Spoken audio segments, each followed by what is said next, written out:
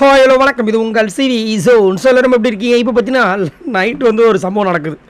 இந்த சம்பவத்தை பார்க்கும்போது சௌந்தர்யா ஆனால் பேச தெரியாதுன்னு என்னென்ன வேலைகள் பண்ணுறாங்க தெரியுங்களா? நேற்று ராணவ் அதாவது அன்ஷிதாவுக்கும் ராணவுக்கும் சண்டை. இவங்க எதுக்கு உள்ளே ஓடுறாங்க? அவங்கள்ட்ட மண்டை இதெல்லாம் கொஞ்சம் ஓவராக இல்லை? அதுவும் என்ன சொல்கிறான், அவன் அவனுக்கு ஒன்றும் தெரியாது, அவனுக்கு எது சொன்னாலும் அவனுக்கு புரியாது, மண்டையில் ஏறாது. யார்? இந்த அம்மா சொல்கிறாங்க. வந்த 3 வாரம் கழுவி ஊற்றுறாங்க இந்த அம்மா போட்டு பொழக்கிறாங்க அவங்கள.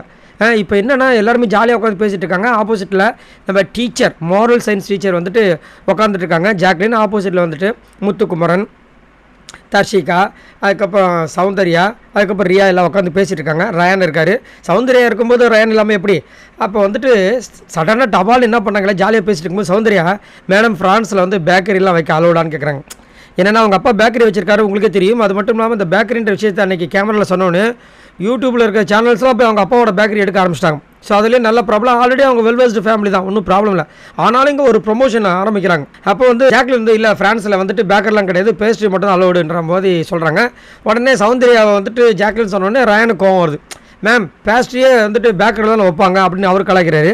அதுக்கப்புறம் ஜாக்லின் அதுக்கு ஒரு கவுண்டர் கொடுக்குறாங்க. அதுக்கப்புறம் திரும்பவும் ஜாக்லின் கேட்குறாங்க சௌந்தர்யாவை, உனக்கு பேக்கர் ஆகணும்னு ஆசையாம்மா அப்படின்னா ரியா கலாச்சிட்டாங்க. என்னன்னா மேடம், அவங்களுக்கு பேக்கர் ஆகணும்னு ஆசை இல்லை, அவங்க அப்பாவோட கடையை ஊரெல்லாம் பரப்பணும்னு ஆசைன்னு பிடிச்சி கலாய்க்கிறாங்க.